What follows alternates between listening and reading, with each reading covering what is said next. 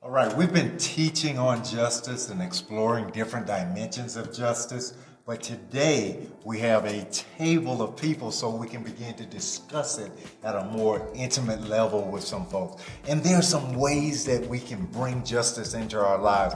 And I got a phenomenal group of people with us today. Here to my right, I have Toy Johnson, Vincent. She is, and let me tell you, we've got people here that have read the book, some that have just begun to look at the book. So this is going to be great because we have such a mix of people. I got Toy Johnson, then I got Latavia Johnson over here, and then my big brother, Cato. Cato James, thank you so much for coming. It means a lot to me to have one of my siblings here with me because he challenges me on everything I do. I can tell you that.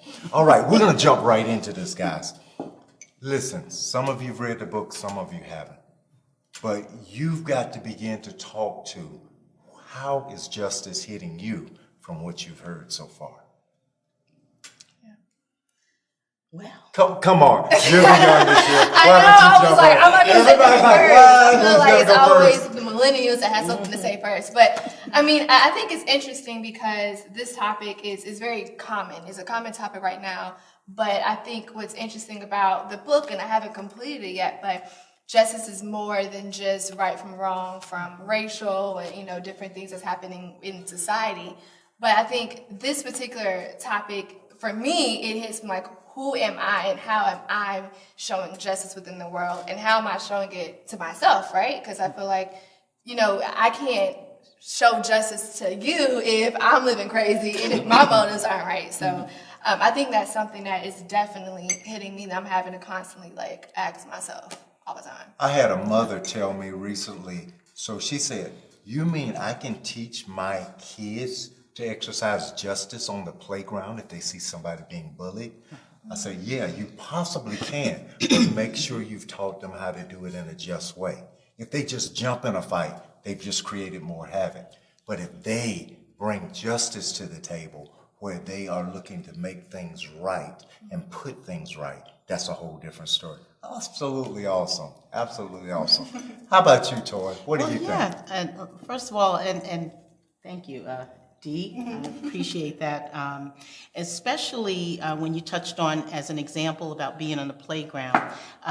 When you see something, you say something, we do something, and that's why I'm really passionate just about helping people navigate their career. So I get it. I understand it's a process, and sometimes we're not able to speak up about things and that we need to on point and everything. But I think that we all have something to give. The talent in your book, it references that. If you have something, a God-given talent, why not use it for the good of mankind? That's really, really significant. And that's pretty much what stood out to me in this book.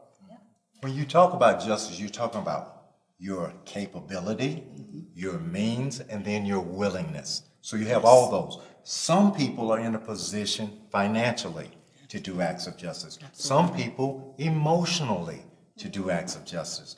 Other people, they might be just that support for someone that doesn't know how to get to that next level. But here's the thing, here's the key. In all of it, it's not just handing out and keeping people where they are. It's all to give them a hand up so that they enter back into community. Cato, what about it, brother? Well, having read the book, Okay. and consider myself a devout, longtime Christian, not perfect Christian by any means, but one of the most impactful things in the book for me was when you went into what have you done with the master's minas? It changed my perspective on things. Having to give an account of the master's minas. If you hadn't read that, when you get to that part, take some time and reflect on it. It really changed my focus. As far as I was concerned, we sold the business, and I thought, it's time to retire. Take it easy. What have you done with the master minas?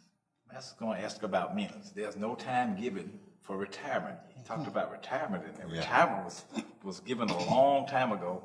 A definition for retirement was, stopping work. But that's not a part of what this book talks about. There's no time in there for retirement. There's no place where you retire. You're supposed to be producing, looking for acts of justice Absolutely. from now on. from now until the end, whenever that is. But that's how you go out. You go out doing acts of justice. It says in the scriptures, he's going to come back, and whoever he finds working, whoever he finds doing the things that he's outlined, that's where faithfulness comes in. That's where you have, as he said, we don't recognize it, but we have to give an account. Justice gives us a barometer.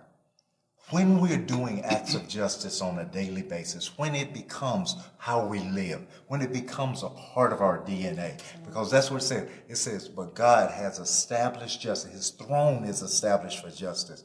All the works of God are done through justice. The kingdom is set up on justice. It's upheld through justice. We're to keep justice. We're to run with justice. We're to sing justice. All these things that justice does to help us as a people.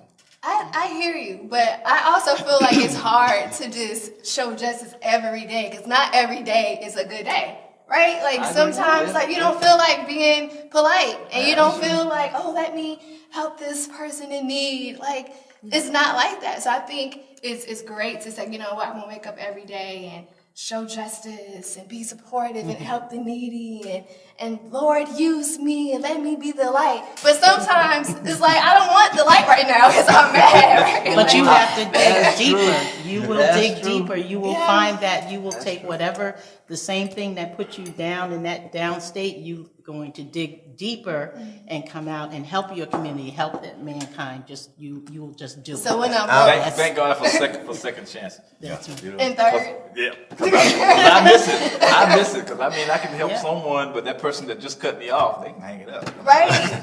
All right, Dee Dee brought a great point out. What about when you don't feel like doing justice? What about when it's nowhere in you? You've had a bad day, bad hair day, people cut you off in traffic, whatever the case may be. I had someone say this to me. They said, Stefan, you know what? You don't understand what I've been through. You don't understand what has happened to me. And this is what God told me to tell them. You don't understand what he's done for you. You don't understand what he took on your behalf so that you could do justice. He became poor so you could be rich. And now that he's made you rich, how dare you not give those riches to whoever he directs? They are waiting for you to show up in their life. They're waiting for you to be the person that they can get to. The whole creation is moaning and groaning for each one of us to become who we're supposed to be. As a champion of justice, you give humanity an opportunity to experience God. You might be the last chance they get. Guys, I know we don't have much time here, but this panel, how about giving a hand for them? Yeah, give a golf clap for yourself. You guys did great. Thank you for sharing yourself. Continue to be champions of justice. Everybody, have a great day.